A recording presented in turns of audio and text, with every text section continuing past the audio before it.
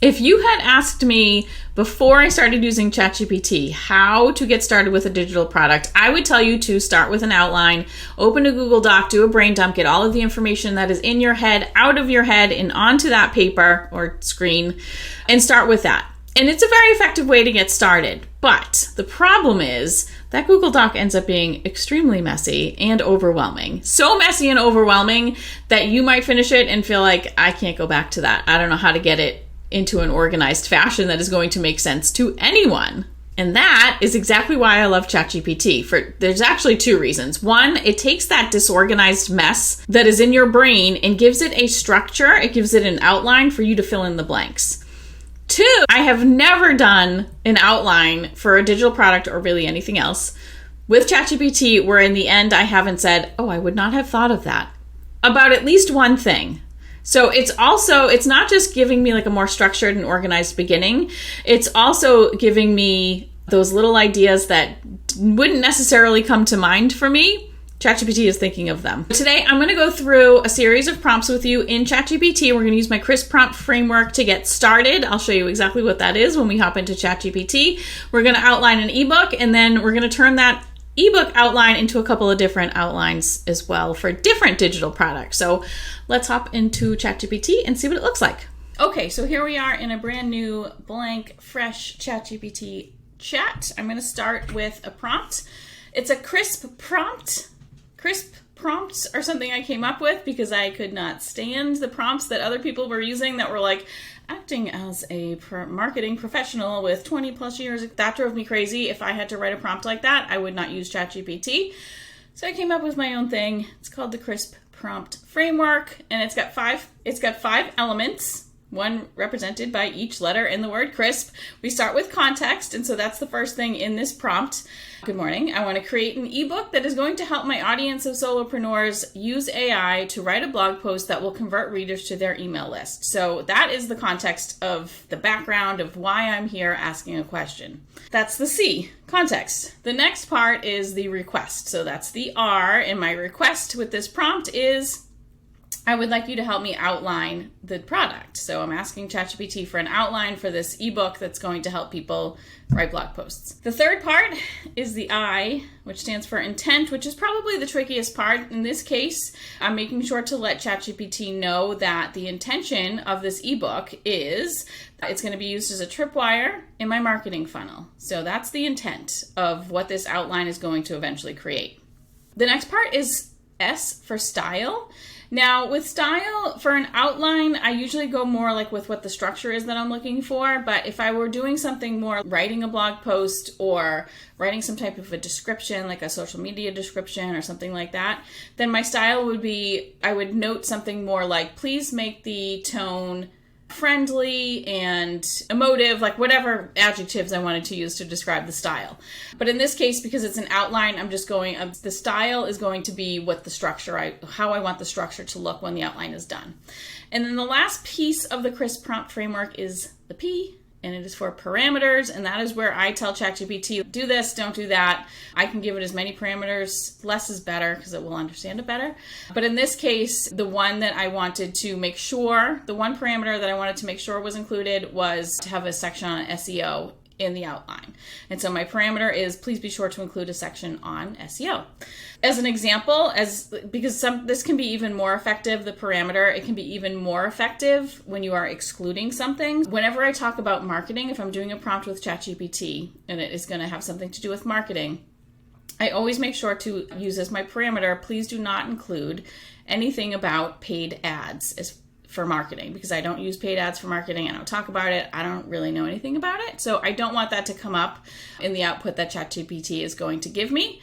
And so that's the perfect parameter, and it's a really good example of an exclusionary parameter. In this case, we're using an inclusionary one where I'm asking it to please make sure you include a section on SEO. So that's the prompt that I'm going to start with for this, and we're going to let that run. We're going to look at, while that's going, we're going to look at a couple of different things. I'm going to quickly look through the outline and see how it is. I'm going to make sure that I find something that I want to change, because one of the most important things that you can do with ChatGPT is correct it. If you get an output and you don't like what it's given you, if there's a piece of it that you're like, oh, I don't really want that though, don't just make that note in your mind, let ChatGPT know and have it redo it, because you're gonna have another clean outline in this case, but it's also going to remember that. Oh, you don't want me to talk about this. I won't talk about it again. So we're going to look through and see if there's anything like that in this outline that it just gave us. And when we're done with this one, we are going to also look at outlines for a couple of different types of digital products other than ebooks. So we'll go on to do that after. So let's see how it did with our outline. We've got an introduction. Introduction is one of those things that I will leave until the end, and I will very likely ask ChatGPT to write the majority of that for me. I hate writing introductions. I hate writing conclusions. I leave the meat of whatever I'm creating mostly to myself to write, but the introduction and the conclusion, I don't like writing them. So ChatGPT will do a perfectly fine job of that. So let's see, we've got understanding your audience. We probably don't need to, may or may not include that in here. That might be a little too much for this small scope digital product. Blog post ideas with AI, that's great. Outlining, wonderful. Writing the post, great. Incorporating SEO strategies, okay, good. Enhancing your content. All right, it's including Midjourney in here, which is fantastic. That's definitely something I wanted to include, so that's good. Editing and proofreading with AI, very good. Publishing and promoting, I may or may not include that in this. At least not the promoting portion. So we'll see. That might be what I ask it to change. Converting readers to email subscribers. That's now, you see, when we go back to where I was writing about the context, I mentioned that I want the digital product is going to be an ebook that helps solopreneurs write blog posts that convert readers to email subscribers. So it's remembering, it's taken that piece of the context and included it in the ebook outline, which is super important. Analyzing, improving, wonderful. Okay, that all looks good. So I'm going to just ask ChatGPT, because it's only referencing ChatGPT. Okay, good. It referenced Midjourney. I'm going to ask it to say, I don't want to, include anything about promoting the blog post in this product. Can you please exclude that? So now it's going to literally rewrite the whole thing for me, which is fine. It's going to take it 2 seconds. But whatever I ask it now after this, it's going to remember that information because I corrected it. And so we should see editing and proofreading. Okay, that is gone now. Enhancing, editing. I would have liked to have kept the publishing portion, but that's okay because it's probably in here somewhere else. All right. Good.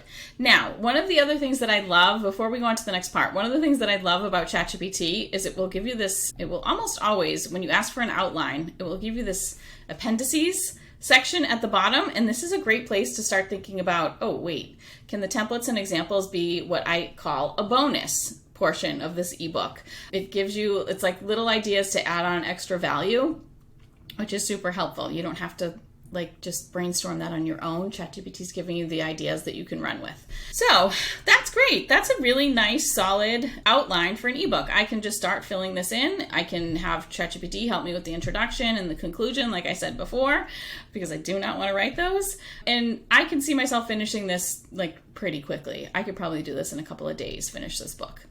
Now, what if I decide ebook is not the best option for me? I really want to see if we can make this into a challenge. I'm going to ask ChatGPT to make a new outline that's going to be more of a challenge. So let's see what that looks like. All right, so the new prompt is now, great, thank you. Now I would like to see an outline for the same product, but this time it is a challenge. Can you please write the outline? And this time, instead of chapters, I would like to break the challenge into sprints. Let's see how ChatGPT does with that. Okay, let's see.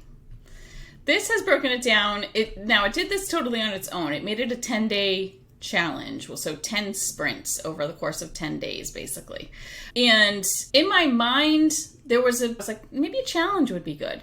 But when I see ChatGPT lay it out like this, my first thought is 10 days is too long for this. You should not be taking 10 days to write a blog post. It should be less than a day to write a blog post, especially if you're using ChatGPT. So immediately, I'm able to come to this conclusion that, okay, this is not the right format. Let's try something different. Whereas if I were doing this without the help of ChatGPT and I was physically outlining this, that's going to take me way longer. And it's therefore going to take me way longer to come to the conclusion that this is not the right thing. That is one of the best things about ChatGPT. You get to the wrong answer way faster, which is only going to save you time. So I'm going to ask ChatGPT to revise this. I'm going to say, okay, sprints probably don't work. Sprints probably don't work. I'd like to instead make this a 3-day challenge. Can you revise? So let's see what it does with just a 3-day challenge. Okay, so we've got our 3-day challenge outlined, and this is better than the 10 days, but my goal here for teaching you how to write a blog post with AI that's going to convert your readers into subscribers is to show you that it can be done. One of the things is I want you to see that it can be done very quickly. And I'm still not getting that with this 3-day challenge. That still feels way too long to me. So we're going to change this again. And I'm going to ask ChatGPT, all right, since I want to convey that using AI, and I'm making sure to mention that the idea is I want this to be fast. So, all right, since I want to convey that using AI is going to make writing good posts faster, I don't think a 3-day challenge is the best option for this offer. Instead, can you outline a workshop for me? We'll see how it does with that. Okay, so this is interesting because it's taking workshop and it's breaking it down into different sessions, which is not exactly what I was thinking. Like, I understand where it's going with that, but I'm not really thinking about it in a workshop in that sense where you're attending different sessions. I really want this to just be like a quick, maybe like 45 minutes to an hour long video for the most part that they're going to be able to sit and watch in one sitting. It's not going to take them a long time. So this layout again is really not what I'm looking for. So we're going to revise one more time. This is where it becomes so important to continue to correct ChatGPT so that you're refining and refining. So my next question is, okay, I don't think I would run the workshop live. In my mind, these sessions are like, it feels like they're live. So maybe this is more of a masterclass or a pre-recorded video masterclass. Can you outline that? Let's see. I bet you it can. Okay, now we have much more what I was looking for. We've got our intro, modules. Okay, I don't really love that word module, but that doesn't matter. I'm not going to say, okay, we're on module 1 in the masterclass. Anyway, it's just going to be a masterclass that goes through different pieces. So this looks good. It's got everything outlined, all of the things that I would want to include. There may be some things in here that I don't want to include, and so I would take a very close look at this and tell it to exclude things if I wanted to do that. What else do we have here? This looks good. Again, we have our bonus materials. Oh, it's actually calling them bonus materials now, which is fascinating because it's always, maybe because it's ebook versus masterclass. So yeah, our bonus materials, great. It's also included here. Now this is really good. Follow-up. So post masterclass support, community forum, maybe email support, additional resources and templates. This is more value to add to your masterclass in this case. So I like this. Very nice. We're going to do one more thing just to see. This was really just purely out of curiosity for me to see what ChatGPT would do with it. I practiced this in another chat, so we'll see what it comes up with this one. But what I'm going to ask next is, okay, that looks good. Now, just out of curiosity, if I wanted to create a digital product that teaches my audience to write a blog post with AI as just a set of printables, what would that look like? Okay, so we've got some really good stuff from this prompt. What I actually see this being is not, I probably wouldn't just sell a set of printables on how to do this blog post, but I think all of what ChatGPT has given us here is a perfect companion to the masterclass or the ebook. So we've got an introduction. So this is obviously going to be like some type of written ebook. I don't know that or just a worksheet, or just a sheet. I would probably make this just a cover page, like how to use these printables. The first one is understanding your audience. We're going to do a worksheet, and there's a checklist on how to create your audience persona and doing audience research with AI. I actually really like this. I did not go into this video thinking I was going to create this, but this is how good ChatGPT is. Like now I'm like, maybe it is something I should create. So understanding your audience, generating blog post ideas with AI, so a brainstorming template. That's interesting. AI tools guide. See, I don't see this as necessarily needing to be a printable, but I like these ideas for sure. A blog post outline template, fantastic idea. Checklist for organizing your content. These are great supplemental things to add to this. And again, I asked for printables, but I'm envisioning these things as digital things you can complete digitally or print them out. Some people are written people, and so I get that. I don't like to print anything. A writing guide, prompts, so just a list of prompts. I love that go along with writing the blog post. Checklist for clarity and readability and storytelling elements. I love this. This is really good. SEO strategies, basic cheat sheet, keyword research cheat sheet, SEO optimization checklist. These are great. Visual content guide. I could see this is more like a checklist, like how to do your prompts in Midjourney. This is all looks really good. Maybe like I'm trying to find something that I would say, please don't include this. Like maybe the editing and proofreading stuff we might not need. The lead magnet creation worksheet. I like that. Effective form design. Checklist for strategies and techniques for encouraging signups. This came out great. I'm super happy with this. I can see this. Now we've got a masterclass and a bundle of like a toolkit, I would call it. I wouldn't even call it just like a workbook. It's more of a toolkit on how to actually get everything done that you learned in the masterclass. That just made my $49 masterclass more like a $99 masterclass, at least. So that was great. Very good. And now I'm excited to create this, but I don't know.